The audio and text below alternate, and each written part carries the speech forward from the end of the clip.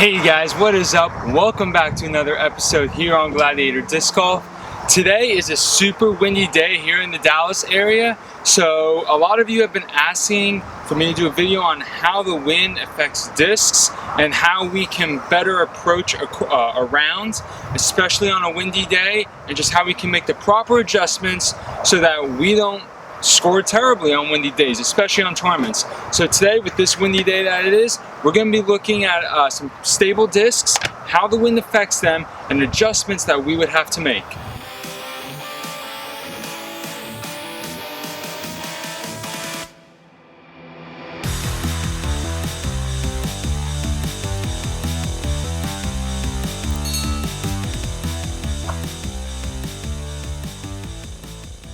Hey guys, if you're brand new to the channel, I want to welcome you. Thank you so much for coming and stopping by. Please make sure that you like, subscribe, and hit that notification bell. Also guys, do not forget, on OTB discs, if you put in the code GLADIATORDG, you get free shipping. Yes, you heard that right. You get free shipping with the code GLADIATORDG. Go check it out, guys. The best way to minimize the wind's effect on your disc is to throw it perfectly flat every single time. When you throw a disc perfectly flat, you're not letting the wind get under it and you're not letting the wind get over it, and the crosswinds as well aren't going to affect it nearly as much. However, that doesn't mean that you will throw a perfectly straight line every single time just by throwing it nice and flat. The wind is still going to have some effect on the disc, just not as much as it would if your nose angle was off, okay? Or if your hyzer angle or anhyzer angle is a little off. And so that's why I said the most important thing you need to do when throwing in the wind, if you're just going for a traditional straight shot, okay, is to keep the disc flat. Keep it as flat as you possibly can when you throw to minimize the wind's effect. Even so, when you do that, that doesn't mean the wind's not going to affect the disc. So, if I have this FD flying on this plane like this right here, and I have winds coming this way, when it's thrown perfectly flat, the wind is going to split on the nose and go above it and below it. And so physics says that that's going to help the wind, the disc, stay in the air, because there will be lift underneath and there'll be pressure pushing it from the top. Now, not to get down the rabbit hole here, but the reason why you'll see a disc go up and down is because there's variations. If there's more lift under a disc than there is air pressure pushing it up top, that's obviously going to make it lift. We're talking when it's thrown flat, not nose up, when it's thrown flat. If a disc will drop, that means that the air pressure underneath it, or the lack of lift, okay, and there's more pressure on top. So, in a perfect world, okay, thrown flat, the air is going to split evenly over it and everything will be fine and your disc will fly. In a headwind, something to keep in mind is that in a headwind, if the wind is coming from the camera and I'm throwing this way, an FD is a pretty straight flyer with just a little bit of fade at the end, a little bit more fade when it's brand new until it beats in a little bit. But in a headwind, what it's going to do is that even the straight disc is going to drift to the right and then fade just a little bit. So a headwind, in essence, in very simple terms, headwind makes a disc more understable, okay? Remember, understable means it increases the turn of the disc. So a Night Strike 2 has -1 turn. In a headwind, it's going to act more like a -2. Or if it's really beat in, it'll act more like a -3, okay? And so headwind makes that disc more understable. If I was set on throwing this disc in a headwind, I could throw it flat and I'm going to get a nice S-curve out of it. If I was to throw this C-line luster FD, which I have found to be more domey and a little bit more understable than this, I throw this one flat and it's going to turn a lot more.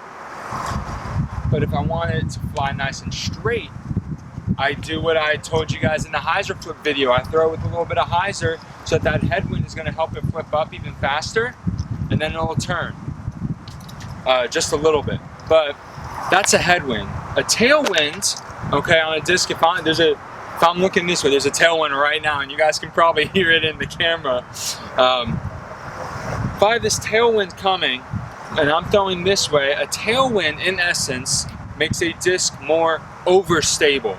So it's actually making the disc feel like it's slowing down, so it's going to fade out or fade more drastically at the end. A disc flies relative to the speed it's going through the air, not to the ground. And I say that because a headwind makes the disc feel like it's flying faster. And if a disc flies faster than it's intended to, that's going to make it turn over or be more understable. On the flip side, a tailwind is going to make the disc actually feel like it's flying slower because it's pushing it down. And it is the same physics and aerodynamics that comes to planes, and why when you go one way, the trip might be faster, but when you come back, the trip might be slower. So the tailwinds that would actually make this disc fly more overstable. So it might have almost like a 2 fade, or if it's a really, really windy day, like a 3 fade. But I mean, that would be some incredible wind for that to happen. But that's the main winds that you're going to be dealing with, that headwind and that tailwind. Just remember, the headwind makes the disc more understable. A tailwind makes the disc more overstable. Crosswinds are pretty tricky. You can really minimize the effect of a crosswind by throwing it nice and flat. The worst thing you can do in a crosswind is mess up your hyzer or anhyzer angle. So this wind is coming this way. If I'm throwing on a hyzer angle with this disc, look at the flight plate and how I've exposed it to this wind. Now this disc is gonna lift and go completely left, way more than if I had thrown it on a spike hyzer on a no wind day, okay? So exposing that flight plate to a crosswind is going to just move it like you've never seen a disc move before.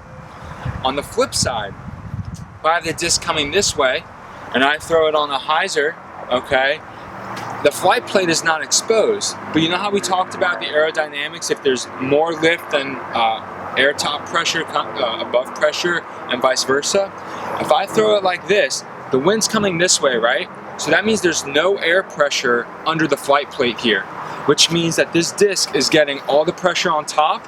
So I'm trying to hyzer it around something, it's actually just gonna get pushed down because the air is pushing all of it on the top plate here, and there's no lift coming from under the disc because the wind is not blowing underneath it. So it's super important that you consider how the wind is going to affect your disc. Are you exposing the flight plate, okay? Is the wind blowing on top of the disc?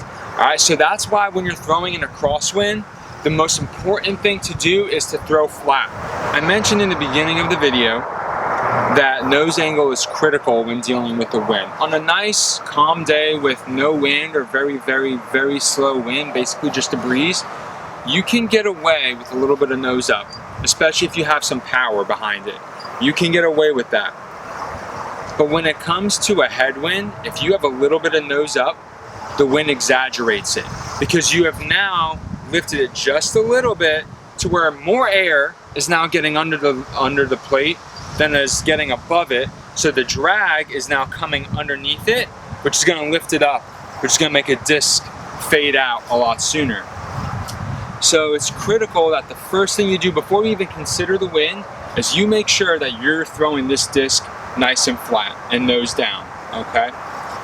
Then mess around with your angles, okay? So if I was throwing this way into this stiff headwind that's been blowing, I need to make sure I throw this nice and flat, okay? And I'm not really going to be throwing it on a hyzer because if I check the wind, all right, there's a headwind, but it's kind of like a right to left wind. So I throw this on a hyzer this way to where you guys would see the top of the plate, it's gonna go left big time. And if I was to throw an anhyzer backhand or a forehand hyzer, okay, now all of a sudden the flight plate is not getting any air pressure and it's all coming from the top and it's gonna push it down. So in this case, I would throw it nice and flat, all right? So that's the basic premises of throwing in the wind. There is a lot more that can go into it. Anyway, I hope you guys found that helpful, those 3 tips to help you shave some shots off your scores. Let me know in the comments below some other things that maybe I didn't mention that you have found super helpful when throwing in the wind. Don't forget, guys, to like, subscribe, and hit that notification bell. In the description below, don't forget to go to OTB Discs, use code GLADIATORDG for free shipping, guys. Thanks for all you do, and until next time, have a great round.